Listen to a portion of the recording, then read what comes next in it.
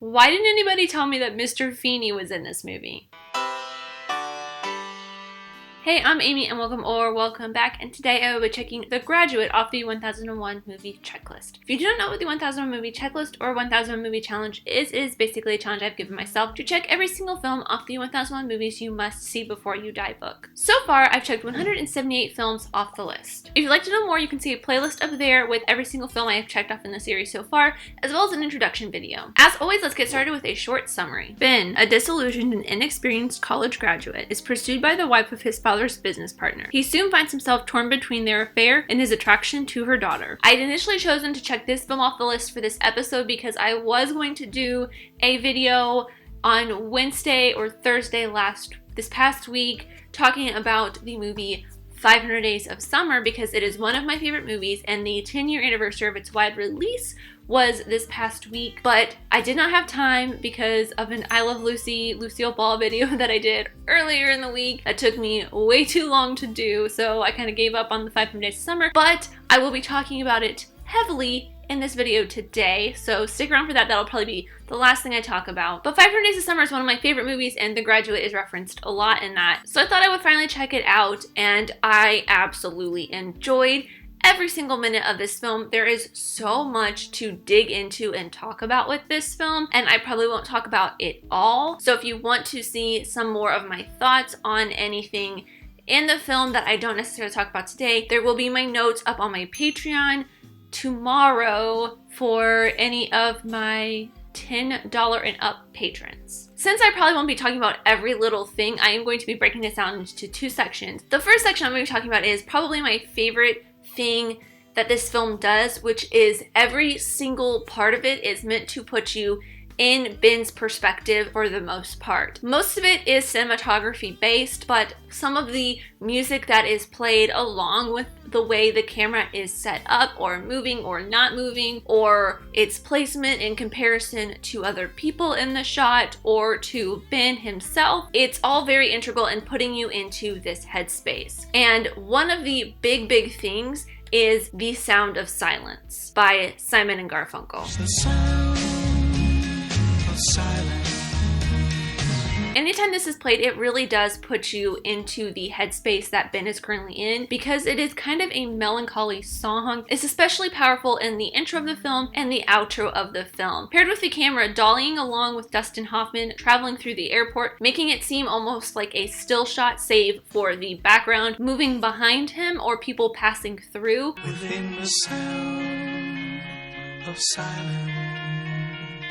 It really puts you in this depressed, unsure of what happens next headspace that Ben is in throughout the majority of the first act of this film. And then at the end, when Ben and Elaine finally sit down on the bus and the camera is stationary, framing just the two of them as the bus pulls away and The Sound of Silence starts playing again, you see their faces start to falter and they get unsure of what they were doing. Hello, darkness, my old friend.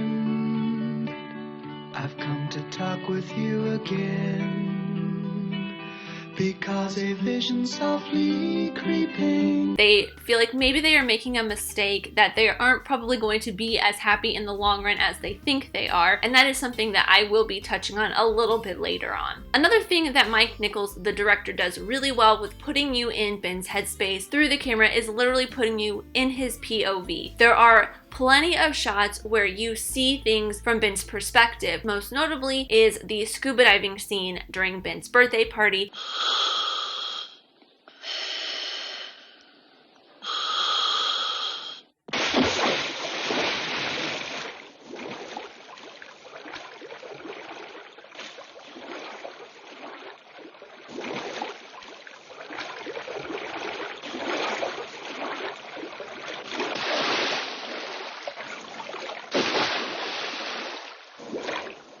As well as when he first gets to the hotel that he is meeting Mrs. Robinson at.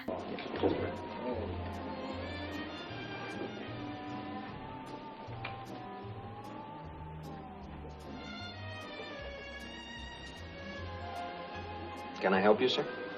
What? Oh, no. I'm just... Are you here for an affair, sir?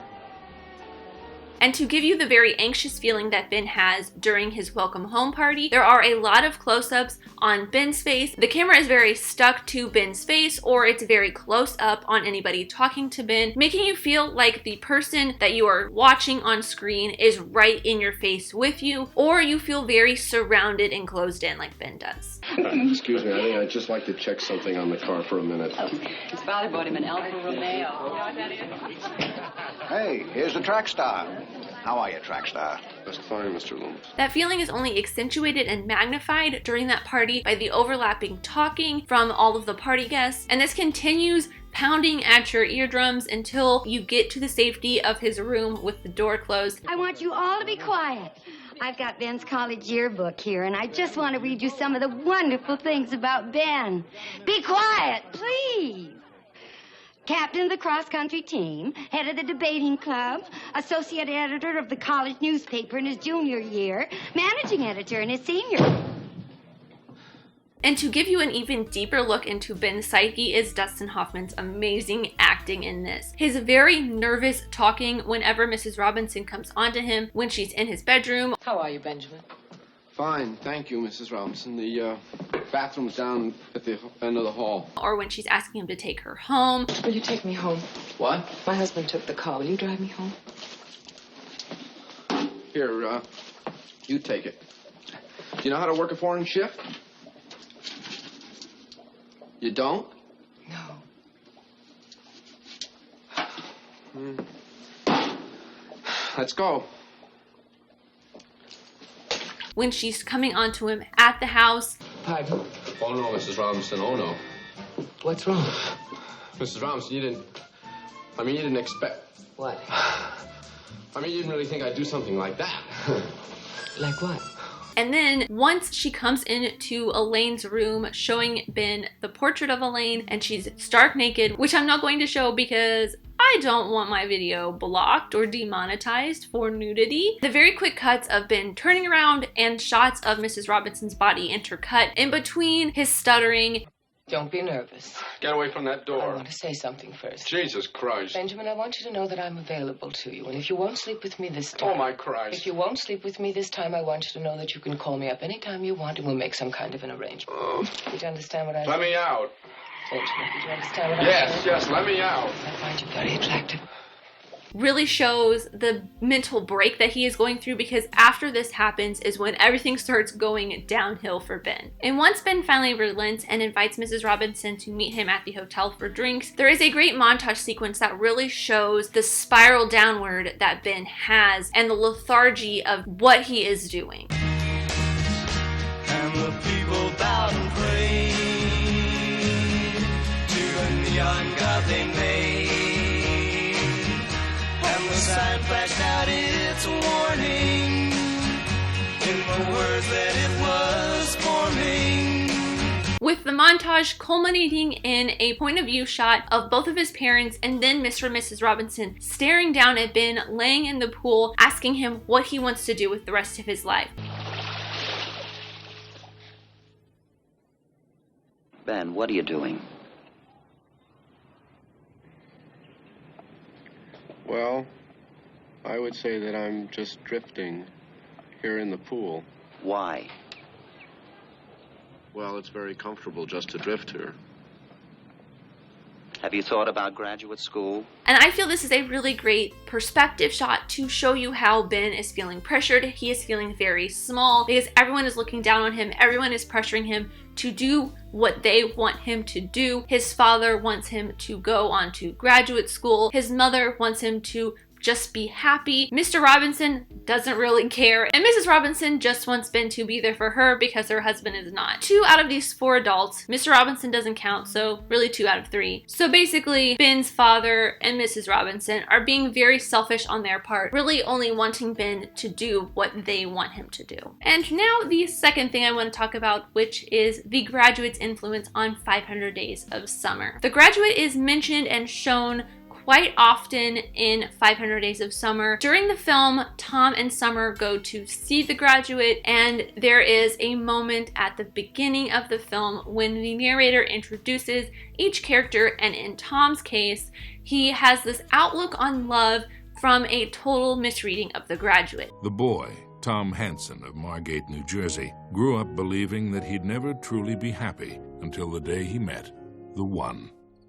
This belief stemmed from early exposure to sad British pop music and a total misreading of the movie The Graduate.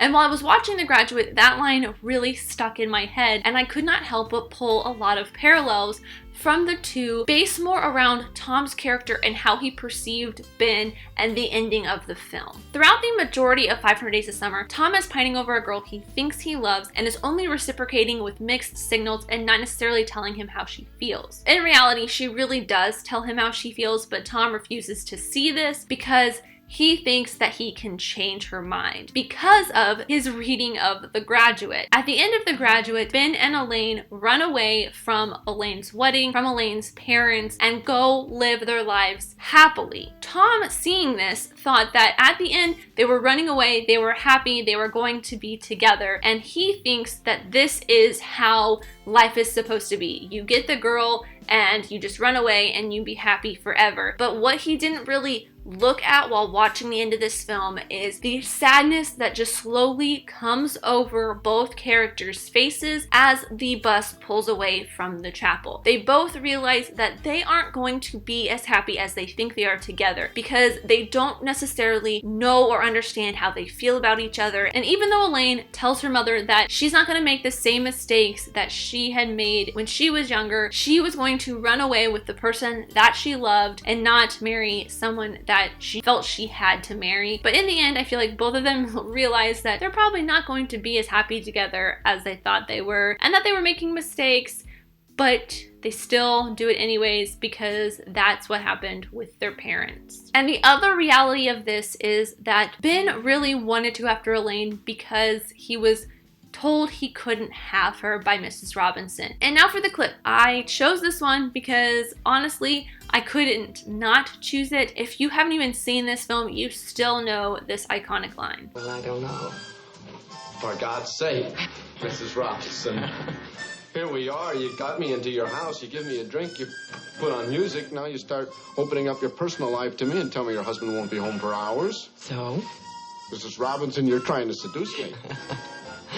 And that is all I have for The Graduate. As always, these are just my opinions, but I'd love to know yours in the comments down below. Let me know what your thought is on The Graduate, 500 Days of Summer. I know a lot of people say that 500 Days of Summer is basically Annie Hall, which it is, but I felt that there were a lot of parallels between The Graduate and 500 Days of Summer. More so a character analysis of Tom and his perspective that I wanted to talk about, especially since I didn't get a chance to do my 10-year anniversary breakdown of 500 Days of Summer because there's a lot of stuff I want to talk about with that. But let me know your thoughts on both movies in the comments down below. If you want to know which films I've already checked off so far or just follow my progress along in general, there's a link to a Google Doc in the description down below with every single film I've checked off so far, or you can just check the list on my Letterboxd. I'm also an Amazon affiliate, so if you'd like to start the challenge for yourself, watch the movie I talked about today, or get the movie I'm going to be talking about next time, there are links in the description, and if you purchase anything from those links, I'll get a little bit of a percentage back that'll help make this channel even better. For the next movie, I really wanted to talk about a movie that caught my eye on CNN's The Movies. It has Jeff Goldblum in it, so I could not pass it up, and I also bought it on Criterion, which you will see in a video on Tuesday. That is The Big Chill. And thank you guys so much for watching. I really truly do appreciate you. Whoever you are, let me know who you are in the comments down below, and let's be friends. If you enjoyed this, leave a like